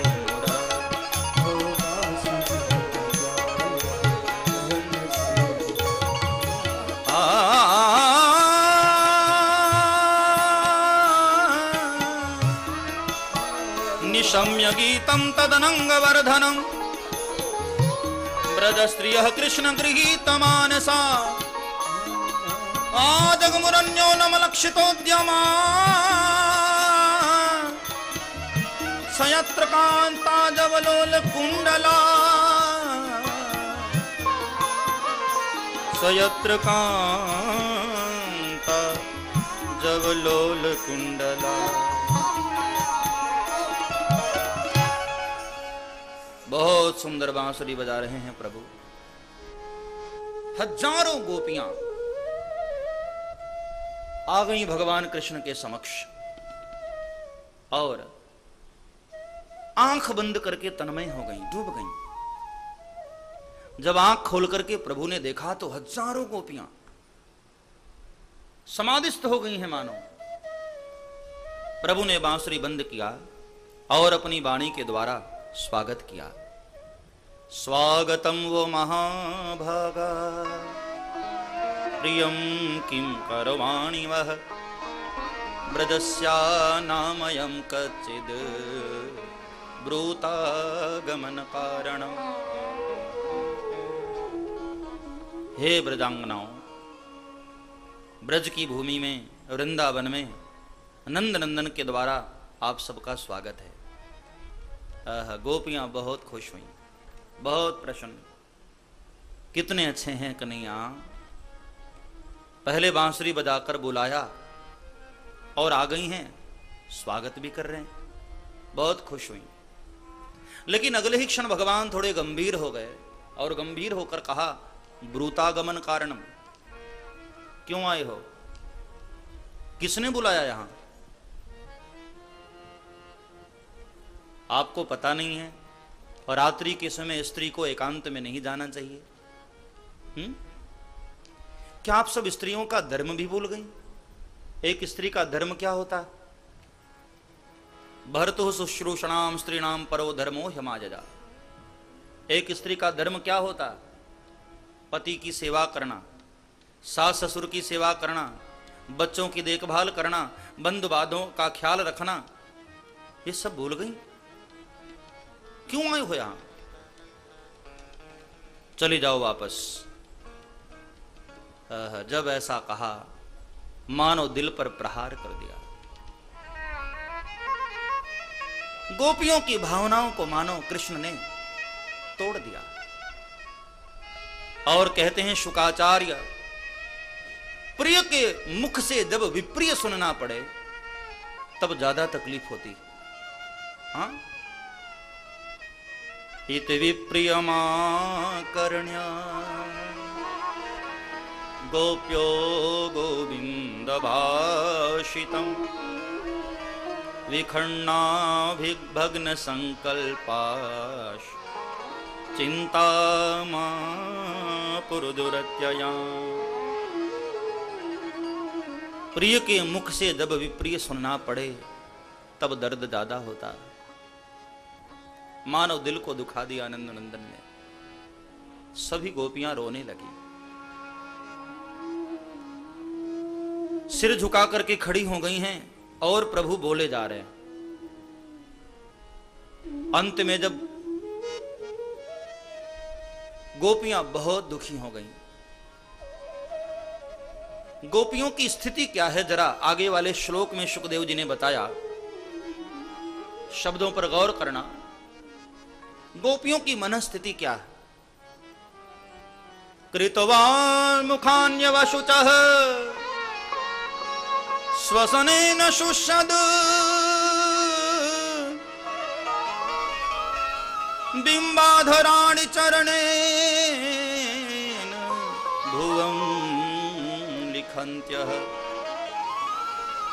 अश्रैरुपात्तमशभिः कुचकुङ्कुमानि तस्थुर्मृजन्त्यवुरदुःखभरास्मतोष्णि। कृत्वा मुखान्यवशुचः स्वसनेन शुष्यद। सिर झुका हुआ है, नीचे के होठों को अपने ऊपर के दांतों से दबाई हुई हैं, मुंह से गर्म श्वास छोड़ रही हैं, पग के अंगूठे से धरती को खोद रही हैं और आंख से अश्रु बह रहे हैं, रो रही हैं। और जब नहीं रहा गया तब गोपियों ने रोते रोते कृष्ण को निवेदन किया। मैवं विभोरहति भवान गदितुम नृशंसम संत्यज्य सर्व विषयांस्तव पादमूलम भक्तावदस्व दुर्वग्रहमात्यजास्मान् देवो यथादि पुरुषो भजते मुमुक्षम्। हे नंदनंदन, आपने जो जो कहा बिल्कुल सत्य है प्रभु। आपके मुख से निकलने वाला एक एक शब्द वेद की ऋचाएं होती हैं। महाराज आप गलत कैसे बोल सकते हैं? आपने कहा एक स्त्री का धर्म होता है पति की सेवा करना, पुत्र पौत्रादिकों की सेवा करना। मैं जानती हूं प्रभु, मुझे पता, लेकिन भगवान एक निवेदन मैं आपसे करना चाहती हूं।